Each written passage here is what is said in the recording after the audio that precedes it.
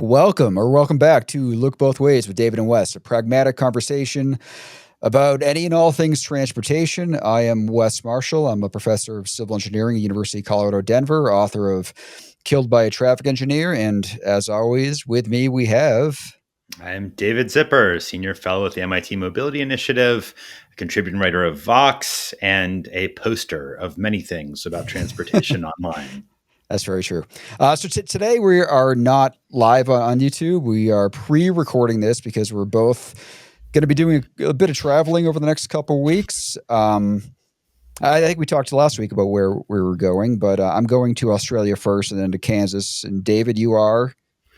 It's quite a juxtaposition, by the way. Australia and then Kansas. I'm sure if you think about Kansas, a friend of mine is like, "Oh my God, those could not be any more different." Like going to Perth, Australia, then flying to Lawrence, Kansas. So. Yeah. You're going to come back and be like, "Wow, I'm really not in Australia anymore, Toto." Yeah. I am going to Europe. I am giving a couple of keynotes at the Mobi Summit in Lisbon, and then at Smart City Expo in Barcelona. So nice. I guess between us, we're like on the road for like almost a month. Yeah, one of us is gone. Yeah. So this means that the next episode will likely be pre-recorded as well. But it is what it is. But it's still fun to make these, and looking forward to that one too. So today, this morning on the way to work, I was biking in, and a friend of mine asked to borrow a chainsaw. So I have one of those chainsaws that's on an extension pole. Like, do you know what I'm talking about? You probably don't have to worry about this where you live, but it was me biking with this chainsaw on an extension pole, which, kind of felt downright medieval in some way. Like I was going to some modern day crazy dangerous joust. But did they have chainsaws in the medieval time? No, but it felt like one of the jousting spears. Like, okay. I'm just trying to picture this. All right. Medieval jousting chainsaws. Okay, I'm with you. There's a cover on it, but it felt like a spear. But there was one year where I with Halloween coming up, I remember biking for Halloween because I dressed as Elliot from E.T. So I had like E.T. in the nice. Thing. Yeah, but it just got me wondering, like, where you grew up in North Carolina, like, what was it like trick-or-treating? Like, was it the kind of thing where you drive to a neighborhood and have to walk around, or were you able just to walk out of your house and start doing it? So in North Carolina, I grew up in Chapel Hill. It's a college town. Yeah. In a sort of like suburban single-family home kind of community. So really could actually just sort of like leave the house and go door to door because, there practically every house had a kid. It was a totally kid-friendly neighborhood. The thing was that, I have zero arts and crafts ability whatsoever. And my parents didn't really care. So I remember vividly one year, like how I was like 7, like I couldn't be expected to make my own costume at that age. And I was like, what am I going to be? And my mother had put no thought into it. My dad, neither. And so my mother said, okay, here's what we're going to do. And she got the family binoculars, wrapped them around my neck, had me wear like a t-shirt and jeans, gave me a backpack and hold a book called Audubon's Guide to North American Birds and said, just go and tell everyone you're a bird watcher. It may have been the laziest Halloween costume in the state of North Carolina, but I didn't even think twice about it. Anyway, that's my Halloween memories. How about you? It sounded like you were describing Dora the Explorer for a second. Yeah, exactly. I had a traditional Halloween childhood. Like I would go door to door and I just had worse costumes than most kids. No, I mean, when I was younger, I could just go right around my neighborhood. I mean, as we got older and you sort of know where the richer neighborhoods are, where you're more likely to get a full-size candy bar, we'd kind of venture out a little bit further, but we still walked over there to do it. Where I live now, I live in a very like walkable part of Denver. So it is interesting. There are families that literally drive into my neighborhood, park their car like on our street and walk sort of around our neighborhood. Yeah. So there are a lot of people that live in places where it's not as easy. And like, I noticed that here a lot more than back in Watertown, but yeah, it's a thing. Like it's for a lot of people, it would be hard. especially Well, when I the think. houses are spread out. You're not going to get as much candy. Like, and as a kid, you're like, how much candy can I get in the shortest amount of time? Oh, totally. And Yeah, this it is makes a big introduction difference. to math. Exactly. No, but I don't have kids, so I'm not up to speed with like the latest in Halloween trick or treating. But my sense is that it's really changed a lot from like the 80s or 90s when you and I were kids. Like it seems that now I hear, I don't know how common this is, but like like there's kids that are brought to like trunk or treating where it's basically like everybody goes to a parking lot and there's candy in the trunk and you get a piece from each trunk. Have you heard about this? I've heard Um, similar things like mall type things. You can just kind of go from store to store, and all the stores are giving out candy. Or like across the street from where I live, there's kind of like this urban marketplace, and all their stores do the same sort of thing. And some of that's meant for more the littler kids, but um, yeah, I feel like I don't know. It seems like there's more awareness now about particularly the safety issues around walking. So maybe that's inducing some shifts in behavior. But I'll be honest with you, I'm the last person to be an expert on trick or treating I, behavior. on that front, it is a big deal. I mean, Halloween is the night that more kids die on the streets than any other night of the year. So, I mean, looking at the numbers, you feel like we should just really not allow anyone to drive on that night, or something. Like it seems like Hmm. everyone's. I think when you see parents' fears of trick or treating, their fears are of like razor blades and the candy, like which might be real, but the real fear should be the safety, the walking around type part of it. That's right. I think that that's become sort of like an urbanist argument that comes up every October now, and I think it's fair and it's accurate. Like be afraid. Don't be afraid of someone poisoning your kids. Be afraid of a car driver hitting them. And to a little bit of foreshadowing, we have a good question for mailbag about this very topic. So I'm wary of letting the cat out of the bag, but All right, all it's right. perfect that we're 2 weeks ahead of Halloween as we record this. So it's topical. It's good. Well, stay safe out there, and I hope you have a better costume than David did as a Oh child. God, you won't really have a worse one. It was in retrospect, it's kind of cringe, but my mom meant well. I have good parents. Should we do word on the street? Yes, let's do word on the street. And I just will note, because we're pre-recording this, if something crazy happens the next week before we post this, like just note there's a reason why we're not talking about it, because we don't know yet. Yep, that's right. And given that we are recording this in October of 2025, the odds of something crazy happening in a 5-day period extremely high. Even in a 24-hour period, you don't know what's going to happen on the Oh, front page of the papers. 15 minutes, everything can flip. Like it's crazy. God, All right. seriously. All All right. So right. word on the street. Word on the street. So this time we're going to do something a little bit different. Word on the street. We're going to talk about a new and interesting piece of research because this felt like it was a topic that Wes and I agreed deserves more attention. There was a new paper published by the National Bureau of Economic Research. We'll put it in the show notes, a link to it, by a well known economist, Enrico Moretti, who's written a lot about economic development, actually, but he this time delved into transportation, in particular, car noise. And the title of this study is The Traffic Noise Externality: Costs, Incidents, and Policy Implications. And what Moretti found was basically what he did. I should explain that first. He looked at it was, I think, pretty clever. He looked at what happened to real estate prices after noise barriers are installed on highways. So, in other words, like let's see if we can understand the value people put on traffic noise, or negative value, I suppose, once the road gets quieter. And what he found was that following installation of those noise barriers, we observe, I'm quoting, we observe an immediate and largely permanent 6.8% increase in real estate prices within 100 meters of the roadway, with smaller gains at greater distances.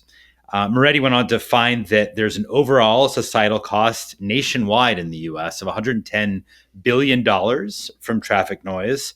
It's regressive. It largely falls on low income residents because they tend to live near highways, which are loud, and that electric vehicles might be able to mitigate a good bit of the harm because they're quieter. So, this whole topic of traffic noise is one that I've written a couple articles about. I find it to be really important and underexplored. And Wes, it's something that I know you've thought about too. So why don't I turn things over to you and hear what you think? So first off, it matters more than you think. But when I read portions of the paper, that last part you mentioned that EVs could solve the problem, like that's one of the things I disagree with quite a lot. So I mean, when you look at the research on EVs and noise at slow speeds, like less than 20 miles an hour, they're quieter. But once you get up to 20, 30 miles per hour, most of the noise comes from the tire roadway interaction, like Exactly. not from Exactly. the engine. So, especially the kind of roads he's looking at, which are highways that would need a noise reduction barrier, EVs aren't going to make a lick of a difference. Like the studies I've seen, like literally use the word negligible at those higher speeds. So I think it's far fetched to say that EVs will solve that problem. But the other thing that struck me is that 100 meters thing he mentioned, because I will say, like, even on arterials in cities, if you live on the roadway, the Hmm. noise can be unbearable. But you go one block off, it's like a different world. It's sort of amazing how quickly the noise dissipates. So it's a little bit different than like the air pollution that sort of extends further out. The noise, you don't have to get far from it to. And a friend of mine just actually moved, and one of the reasons he was living, on an arterial not from far from where I live, and like they had this great sort of like front place where they could hang out that was outside, but they could never use it because the noise was hard to even have a conversation. And this is just on an arterial with literally a 35 Hmm. mile an hour speed limit, right? So Hmm. it's not one of these highways he's talking about. So they spend quite a lot more money to get away from that noise. So it does matter. And it is something that affects, I think, everybody. I think that paper said 42 million Americans are exposed to Hmm. this. I think the number would be even higher. Just because you're not exposed at your living residence doesn't mean you're not exposed. So I think it's a bigger deal than people realize. Yeah, I think it is a much bigger deal than people realize. In part because there's been so little research about the costs of traffic noise, particularly compared with the costs of tailpipe emissions from cars in terms of damaging health and creating smog and whatnot. I think a big reason for that is, first of all, it's very hard to disentangle the two because the places that are going to have a lot of car noise are also probably going to have a lot of air pollution from cars, right? Or just sort of particulate matter.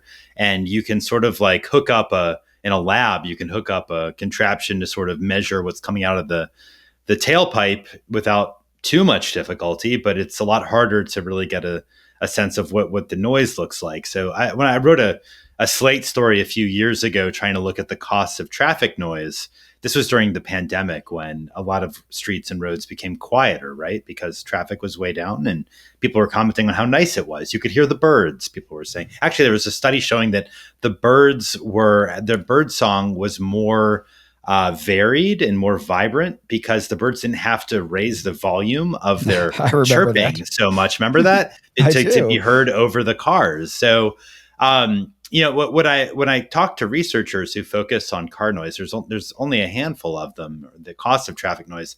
They basically said like we are just in like the very beginnings of understanding what the costs actually are. Like it's one thing that like what this paper really underscores is people don't like the noise of cars, which makes sense. But there's implicit health risks that I think we are barely understand. Like there was a study. Did you see this one a few years ago of Denmark, which has really really good health data? That because they sort of like can track everybody in a panel data set for years and years. But basically, they found that Is this the dementia one? yeah, Yeah. 12% of all dementia cases in Denmark could be tied to the noise from traffic outside a person's home. It's a crazy It's statistic. incredible. Yeah. And it's made possible, that kind of analysis is by having a very unique data set that Denmark collects. But there's no reason to think this is just a phenomenon in Denmark and not other countries. So I actually, it's like Moretti is like really observing the value that people put on avoiding traffic noise. But I actually think that the value is actually probably would be much higher if folks actually understood the risks, not just of dementia, but of higher blood pressure and heart conditions and respiratory issues that we're really only starting to understand, but seem pretty serious. Oh yeah, and even if he wanted to keep the focus on like the economics of it, I mean, there's a proxy I'd sort of offhand would use to decide whether a street is sort of good or bad in some ways, and it's whether you can have like a sidewalk cafe, like where people are willing to sit out on the street and it's not too noisy. Like Yeah. that's a sign you're doing something right. And if you put out those chairs and no one's willing to sit there because it is too noisy, it's the opposite. Like it's sort of the canary in the coal mine of an urban street being good or bad. And Hmm. like I mean, the economics of that, like those places, people use differently. People spend money differently. Like that's all part of it too. It's not just Hmm. housing prices being marginally different out on the highways. Like this is a much bigger deal than he could possibly look at it in what he's done so far.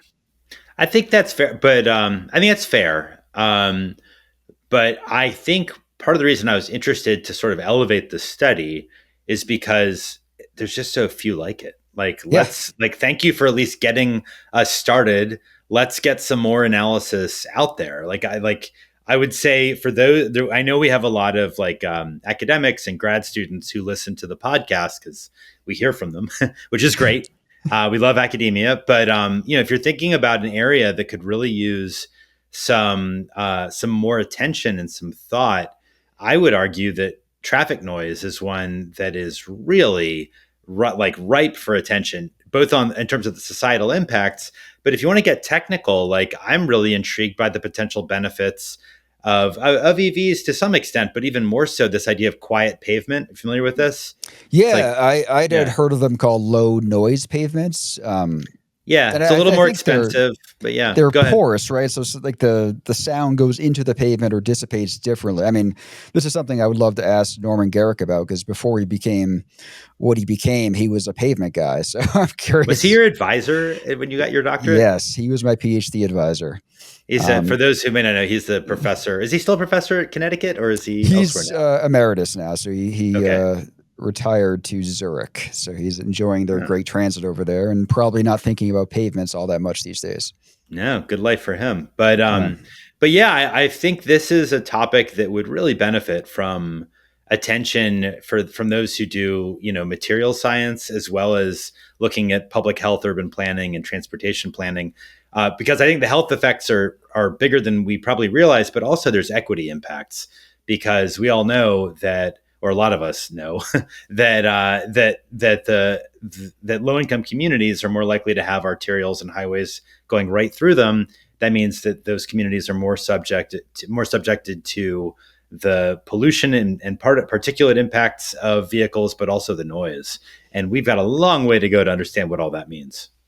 And there are little design things that matter in that. I've seen a little bit of modeling years ago, like talking about how, the difference between having buildings on the street versus parking lots, like that noise expands farther over the parking lots, or having trees Yeah. in the way, like things like that can Yep. dissipate the noise so much differently. So there's so much like we kind of feel like we know, but we don't. And yeah, you're exactly right, David. We need much more research in this Yeah. area. And not all, this is the other thought I had when I was looking at Moretti's study, not all noise barriers are created the same. Like I've seen some in the Netherlands that are like there's no traffic at all. It's incredible actually how much they can muffle, but others sort of like dampen the sound without eliminating it for the homes that are adjacent. So again, there's just lots and lots of space here to innovate and to learn. But this feels like it is one of those elements of transportation research and policy that we really could use a lot more understanding in. All right. Should we move on to roundabout? Let's do roundabout. I think I'm up first. Am I All right? right. Yeah. Let's go. Yeah. So what I wanted to talk about this week is anti-car activism, and what sort of triggered my interest was a spate of books coming out this fall that are basically arguing something similar: that cars suck, that they're ruining society and destroying the planet. I have a prop. I can show you all three. Here we go. For those watching on YouTube, this is the benefit you get. There's Life After Cars, which was done written by the team behind War on Cars podcast, Sarah Goodyear, Doug Gordon, and Aaron Naparstek. There's Saving Ourselves from Big Car by David Obst, who is a former literary agent and movie producer. And then there's Roadkill, Unveiling the Cost of Our Toxic Relationship with Cars by Henrietta Moore and Arthur Kay, who are an academic and a transit board member from Britain. And I'll say, like, I've read all three of these, which came out in September and October. I wrote an article in Bloomberg, sort of an essay on my sort of reflections. And for what it's worth, if you're going to read one of them, I would suggest reading Life After Cars, which is the most cleanly written, the most substantive, and also I think it has the best ideas for what actually to do about sort of weaning society off of cars. But what I observed in that article in Bloomberg, and I've actually got a Q&A coming out shortly with the War on Cars team about anti-car activism. It's I'd say two quick things, and I'll turn things over to you, Wes. First of all, my observation is that there's definitely more of a anti-car narrative out there in the public than there was 10 years ago, 20 years ago, 50 years ago. And that's real. Like even when you think about what happened after Ralph Nader, Run Unsafe at Any Speed in the 60s, the push was for safer cars, not fewer cars. And now it feels like that narrative has shifted to a degree, at least among a pretty well organized activist class. Maybe that's because of climate change or because people are traveling more to Europe and seeing what cities there have done to rein in cars. Maybe it's because of social media and the internet that makes organizing, sort of urbanist organizing, easier. Maybe it's because I like to think of this, that car bloat is just so egregious, SUVs and pickups, that people can really glom onto it. So, but whatever the reason, like there's definitely more of a narrative out there saying, let's rein in the auto-centric nature of society. But that said, and this is what I wrote in that Bloomberg story came out a few days ago, is let's be honest, like the average American, and I even would suggest the average European, I don't think they see cars as a societal problem. I think this is still a left-leaning urban campaign or topic, and we've got a ways to go to be able to make this an issue that resonates even at state levels, let alone at the federal level, which to me is a major issue, because so many of the things, at least in the U.S., that make this country so dominated by cars are policies set at the national level, like cheap gas, or the focus on funding new highways and lots of stuff like that. And we have to find a way to broaden the coalition, I would argue. So those are some of my initial thoughts, and I know you have many, Wes. So I'll give it over to you. Yes, I'm of two minds on this. I guess first of all, I am probably going to read all three of the books eventually. I'm definitely going to read the War on Cars one first, but like I know full well for a fact how, especially traffic engineers that I know, like transportation professionals, how they react to the War on Cars type media messaging, or the Reddit group that I know you know the name of. We can't say that here.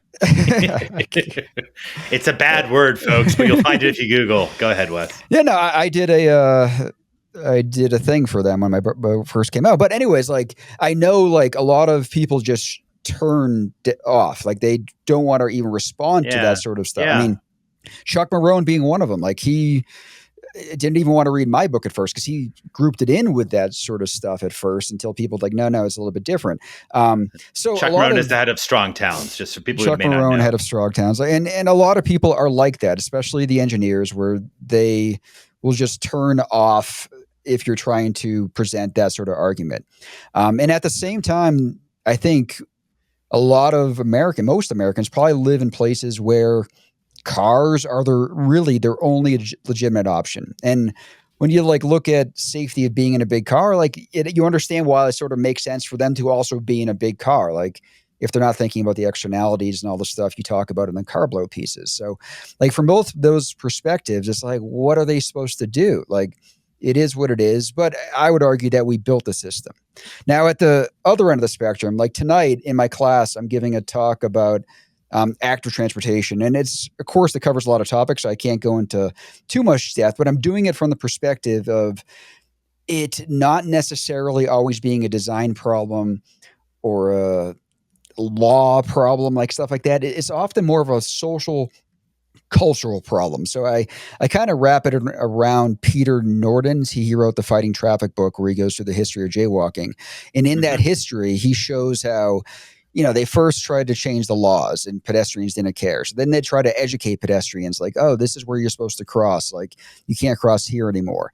And that didn't work either. But what had to work to get them over the hump was treating it like they started making fun of people that were jaywalking and they treated it like a social cultural thing where it shifted the culture. So Hmm. from that perspective, I think it's important for the war on cars and groups like that. Like they're slowly, like you said, sort of changing the culture. And that is where it's hard to do. And you're going to get pushback and, it creates a lot of, butting heads, but like Hmm. changing the culture is really what you need in the long term. So I am excited to see what these books have to say, but it's hard. It's really hard to do.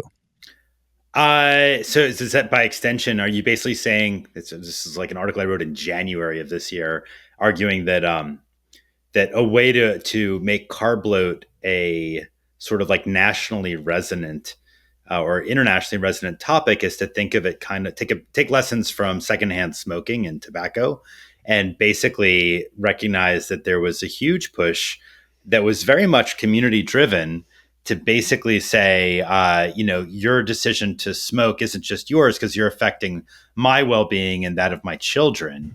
And that really caught on, this idea of secondhand smoke, and really sort of powered the anti-tobacco movement of the 1980s and 90s. So if you're saying like we need to change the culture, I wonder if Yeah. that's part of it, is to basically like get people to sort of tease and mock those who are, like a small person who decides they need to drive a Chevy Suburban. Like, what's wrong with you? What are you compensating for? Well, blah, blah, blah, blah. Maybe that's actually healthy in some weird way to basically say, like, you know what? We're going to make you feel a little guilty about it. Yeah, I have a friend in Australia who's kind of going through the history of their PSAs on road safety. And at first, they focused very much on the scare tactics type stuff. And over time, they realized it wasn't working. But then they started making fun of people. So they had what was called the Pinky campaign, where they literally made fun of men driving fast as overcompensating for Oh, something. I And these love that. women would kind of hold up a pinky. And he's like, that's when they started to see a shift in people's behaviors in culture, like That's that interesting. making fun of things step. So I think it is an important thing to do, but you're going to hit a lot of roadblocks along the way. But right now, if you saw somebody like pull out a cigarette when you're like out at dinner, like if I'm with my kids, people would make fun of that person, right? But 20 Hmm. years ago, that was the norm. So it has to be like it has to be something bigger than just changing the laws. Like people's perception has to be changed. And, what the war on cars is doing in terms of trying to fight the culture is a part of that. Yeah, I think. I mean, this is a if it's a war, it'll be fought on many fronts at once. I kind of think of like the War on Cars podcast, which I think you and I have both been guests on. It's very popular among a pretty narrow slice of society, right? Like it's preaching to the choir. It's to those who are by and large are already thinking we need to have fewer cars, and it's very important to mobilize the base. And I think that's great and it's important.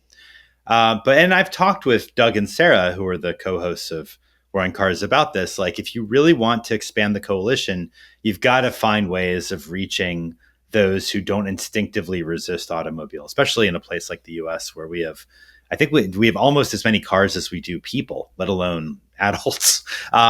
So I think that carb load is one of the topics that can help do that. I mean, I think when I asked Doug and Sarah about it in this Q&A that's coming out shortly, they said that they really believe that tactical urbanism is a way of showing people what can be achieved.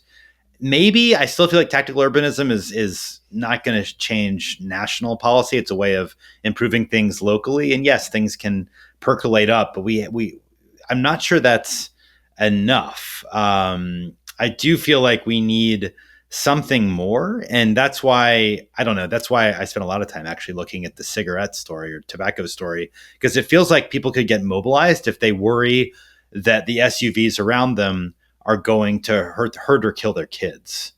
And that really is, I think, like a paradigm shift if we can live in a society where that's something that's popularly thought about and talked about, because we're not there yet. No, we're not there yet, and you're right. It's a bigger problem than just. There's no silver bullet for this, so it has to be bigger. And I think we could spend another 10 episodes talking about what to do. Um, Mm-hmm.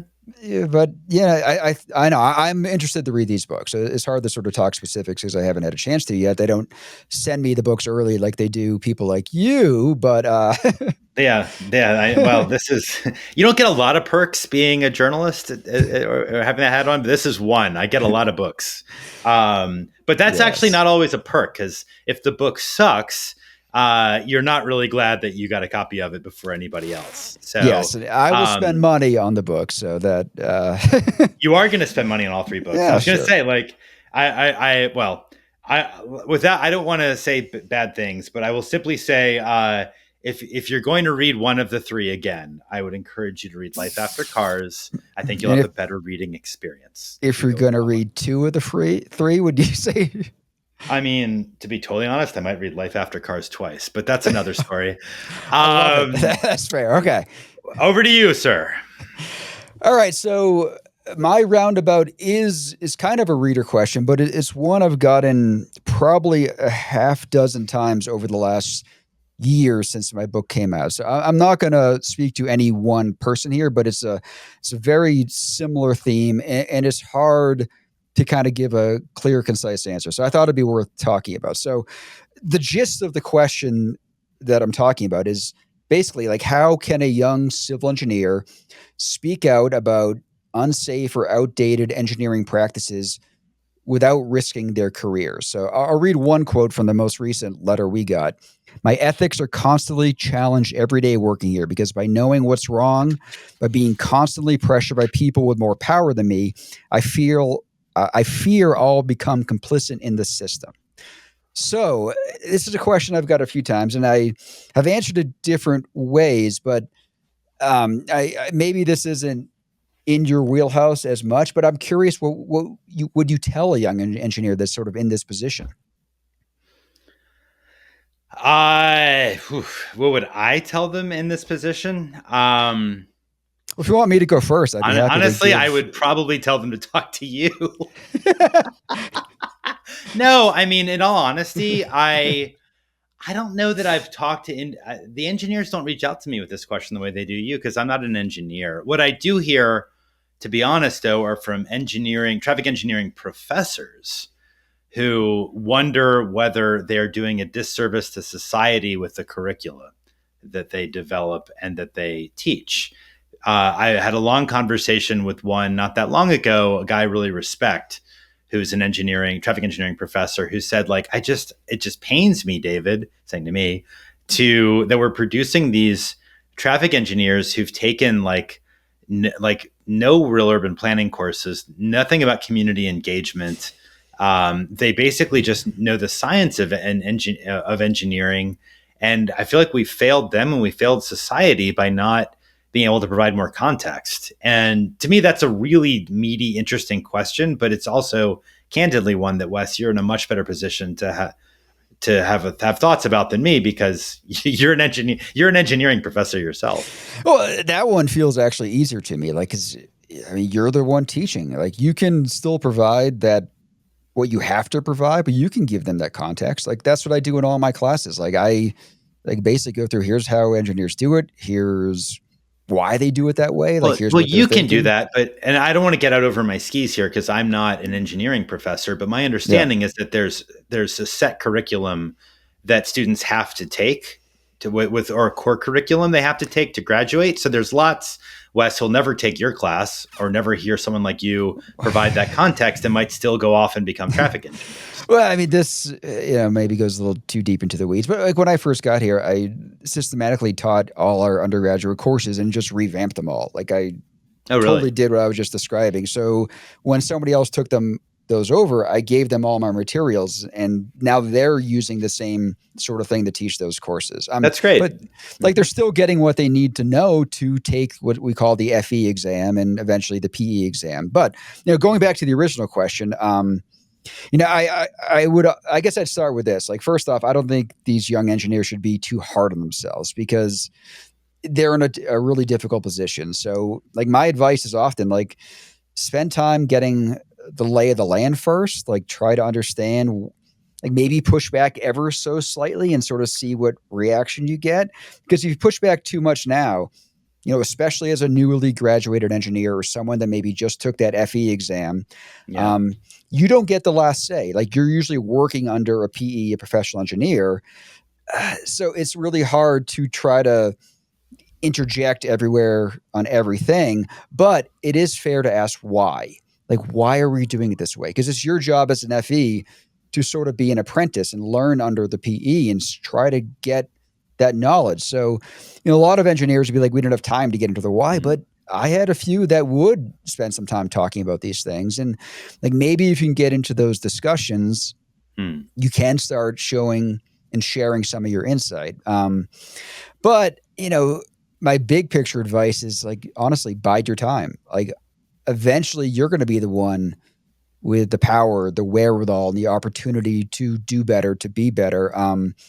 And I say that because we really need people like this person asking me this question in those positions. So Hmm. you have to be patient.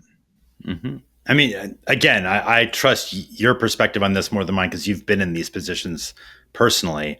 But I will say, when yeah, I think what the times I've had conversations with people in a position like this, often I find myself at some point in the conversation, I end up suggesting that they sort of look out like almost like giving advice around self care. Like if they find themselves in professional situations where they're the ones asking these questions or trying to push things in a more sort of like reformist direction, and there's not a lot of people around them who understand why they're asking these questions or having those points of view, I think it can be really helpful to have a community of like-minded people that this a person like that can talk to outside of work. And one really good thing, we're talking before about sort of like how the landscape is evolving in sort of like transportation reform circles. A lot of cities now have pretty active like YPT chapters. That's young professionals in transportation, I believe, and have urbanist communities. Like here in DC, that would be Greater Washington, and those are places where people in their 20s and 30s often get together to socialize and swap ideas and develop ideas with others in the public or private sector or nonprofit sector who are generally interested in safer, better, cleaner transportation systems. And I don't know, I feel like for various reasons, including just like I said, self care, it can be really helpful if you find yourself isolated and sort of searching for to make sure like am I the crazy one to have these sorts of questions, to make sure that you have outlets where you can meet people who are like-minded and can sort of be a sounding board and help develop your own ideas. So that's a good point. So you're not alone. It's like to the No. person that wrote Yeah. us this question, you are not alone. And the other thing I say, it'll get better. Like just wait and you'll be the one that gets to teach like the next generation of engineers. And it's honestly not that long. Like a lot of states you only have to wait like 4 years before you can take your professional engineering test and get into that position where you do have more of a say. So it's not all that long. And I will say when I was looking through some of the old emails I got on this question, two of them were from people at state DOTs, and they Yeah. don't feel like they're wanted or needed there, so they're trying to look to get out. And I would say stay there. Like we need you Oh yeah. there. Like just No, I think that's actually a really good historical point too. Like, I mean, you've been around long enough, Wes, to remember how in the 1990s, like the idea of a city DOT was kind of weird in most places because transportation was just part of public works. yeah. It was about paving the roads and just adhering to whatever standards were set by AASHTO or what have you. And it's really been a bit of a quiet revolution in the last 25 years to think of transportation in cities as being about more than, throughput and maintenance of roads. It's about quality of life. It's about supporting multimodal mobility. It's about a lot of things that you can't do purely if you're purely focused on whisking through as many vehicles as possible through an intersection. And I think the battle's kind of won at the city level, at least in terms of like the DOT staffing perspectives there. Like if you go to NACTO, the National Association of City Transportation Officials, their annual meeting, it's, people believe in the things that this person who contacted us believes in. The real the front lines, I would argue, are state DOTs. And some are doing well, some are doing less well. But for those who might be listening or in school and thinking where they could go, I really agree with Wes. Like you could potentially make the most change right now and progress, I would argue, at a state DOT. And I would go the other way. So, like from the city level, like so, Denver, cities like Denver, like maybe the war is won in those places, and you go up to the state DOT, we need help. But go the other way to the smaller towns. Ah, okay. They need help too. Like a good Okay. friend of mine is director of public works in a small town in Connecticut, and he's in charge of all the transportation. And going back to our previous discussion, I ridicule him all the time for a lot of the stuff that he's cool with doing. And, but he's not in that same world with NACTA. Like that feels like another planet to the stuff he's dealing with. Hmm. So it's not something that's on his radar or think should be. Hmm. Those places need help just as much as the state DOTs. I think that's a great point too. And unfortunately, right now, you notice neither one of us is saying go work at the federal level. I don't think DOT is what it is. Let's just put it that way. But the reality is, like, yeah, you can make the most change if you go further down a level or two. So I appreciate the question. It was thoughtfully put, and Yeah. I hope the thoughts here are constructive to that individual. Time for All mailbag. right. Yeah. You got a question, I heard. I got a couple, and we were Oh, just good. talking about Halloween. Let me start there. This is from Peter in Washington State, who I'm going to read it, but it really builds off what we were saying earlier. You and Wes have discussed Halloween. Is it a dangerous day for children or a low risk day? That day, motorists injure a higher than average number of kids. 4 times as many children are killed, according to a 1997 CDC report.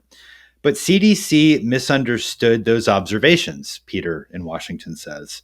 The CDC wrote that children might be more likely to sustain pedestrian injuries on that evening than on other evenings. But there's no way that 4 times as many kids are out during trick or treat hours. The injury risk is way lower than average. There may be more injuries, but in total, but they're actually less likely. So this is a nerdy question, but Wes, what do you think? Yeah, it's about exposure, right? So, Totally. the risk per kid is lower in that night than maybe any other night because there's so many kids out there. But the number of kids getting hurt or killed is 4 times higher than any other night of the year. And to me, that's what matters. Like if you treat it like a public health issue where we're trying to save lives, like we need to treat that night a little bit differently. It is sort of the difference between the way we typically measure road safety is like per mile driven. And like the further you drive, the safer you seem. And you can seem like you're safer if you're driving more, even if more people are dying. But that is not the result we're looking for. And same on Halloween. Like we need to save lives, not just make it seem like we're safe because the risk per kid is lower than it was on another night. Well, but this is another point that Peter made in his message.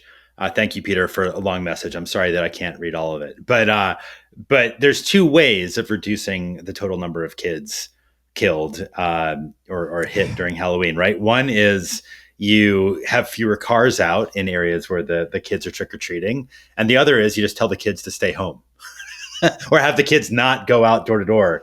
And I think what Peter was saying is like too often the narratives here are be careful with your kid when you're walking with them, or maybe think twice about having your kid go out door to door, period. Whereas perhaps the argument really should be directed at drivers saying, don't drive that night. Like get Yeah. home early before it's dark and don't be out. Any thoughts on that? Oh yeah. I mean, my my stepfather, who passed away a few years ago, he would always call New Year's Eve amateur hour, and he was, basically trying to make the point like there's drunk drivers everywhere. Stay off the roads. Like it's a night that you need to be careful. But we really should be reducing the people that are drinking and driving. And same with Halloween. Like the danger isn't these kids walking around. The danger is the cars and the people driving those cars. We need to reduce the danger at its source, and it's that. So that's where I think we should start and try to Yeah. message in that direction. Yeah, there's a victim blamey tone to a lot of the Halloween and children pedestrian death narrative, I would say. I'm checking out time. Should we do rail drinks, or do we have time for another question? It's your call. I could do one more. All right. This is a bit of a out of left field question, so get All right. ready. This is from Darren. Darren asks about public transportation. Darren asks, is there a place in transit for a class system with premium sections for cars, for instance? Is this done anywhere? It seems like one of the biggest challenges in transit is that people are actually snobs. Is there a way to take advantage of this? I mean, so they're talking about like if you're on the train and you buy the nicer seat in a different section, or like on a plane where you're in first class. Is that what Yeah, they're? yeah, I think that's what he's saying. Um, Maybe. I mean, I guess you'd have different prices for different parts of the bus. I don't know. It's a thought provoking question, but it's also not one I think that it requires a little bit of thought to maybe wrap your head around. So I knew this question was coming. I can offer a couple quick reactions if you want to Okay. see if you have an idea too. I mean, one is let's just keep in mind that at least in the U.S., snobs are not taking transit. Yeah, like those the transit riders tend to have lower incomes than by considerably than the average person, and so like let's just be very candid that this is not a priority or issue for most transit riders who just want to get somewhere quickly, safely, and they are often lower class or lower middle class, if you will. So that's one point. Another is that it's a little different from how Darren framed the question, but I do think it's interesting how there are some places, I believe, I want to say India does this. I please don't quote me on exactly where, but there are some like women only train cars, Yes, which they is a do have way that there. of providing a better experience for a segment of the population. It's not exactly like first class versus second class, but it is trying to provide a somewhat different riding experience for a group of the population. And I respect that. I think that can make a lot of sense in many societies.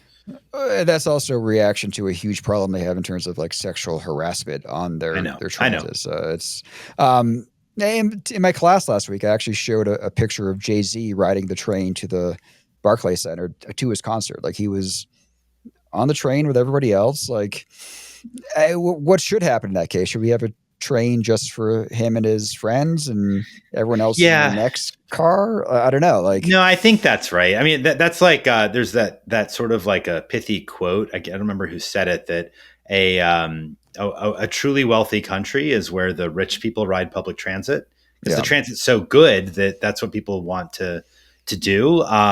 And I kind of think that's right. And I think that trying to segment the population or segment transit riders by class in this way, first of all, it's just sort of irrelevant for the US, at least given how shoddy our transit service is in most places. But I think it might actually come directly into conflict with the kinds of transit service we want, which is such that it's really a quality service for everybody. And it capitalizes on those economies of scale that allow that to happen. and when I visited Norman Garrick in Zurich, I mean, that's a place you definitely notice exactly what you're saying. Like, I do remember, I probably have a picture of it somewhere, like these women, like in a mink coat, like with all this jewelry on the tram with us. So it is everybody there rides their Mm-hmm. transit because it is a better system. Like, I think, at least back then, the longest headway was going to be like 7 minutes. So you never have to look at a schedule. You can just walk out whenever you're ready. And even Yeah. if you just miss the tram, it's like a 6.5 minute wait for the next one.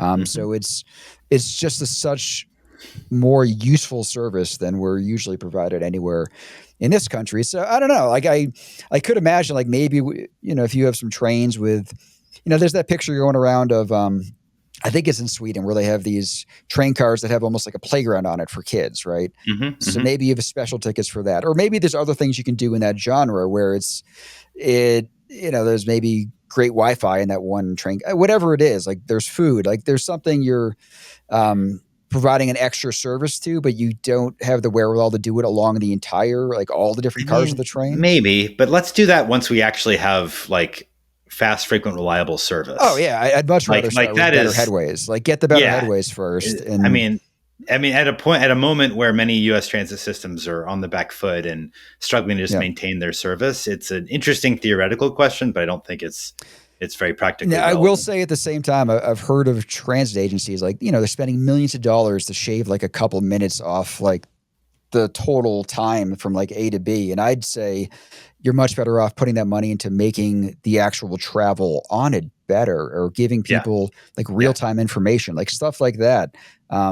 Is much more useful to people. Like make the seats more comfortable, give like good Wi-Fi, like keep it clean, like stuff like that makes a much bigger difference than cutting 1 or 2 minutes off the total travel time. Hmm.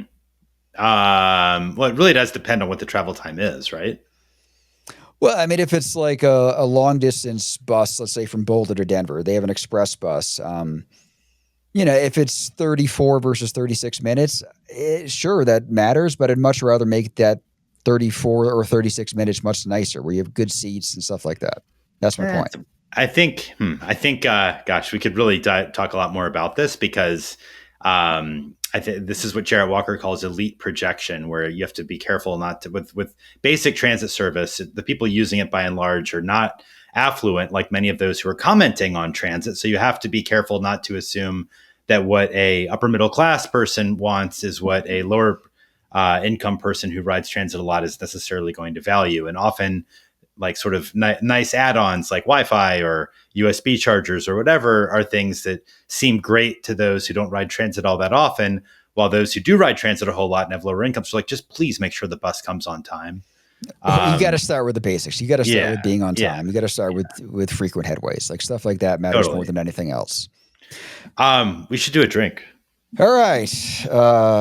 Let's see. I guess I'll go first. So what I have here, let me This is, see by the way, my. this is Rail Drinks.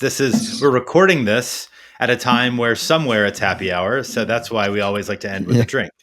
Go ahead. Uh, so what I have here is a Dale's Pale Ale, and I believe this is only brewed in Colorado and North Carolina. So it kind of hits both of our states. But like when I Nice. first got here, like this was the beer that was everywhere. So like my friends from back home would be like, "Oh, does everybody drink Coors Light out there in Colorado?"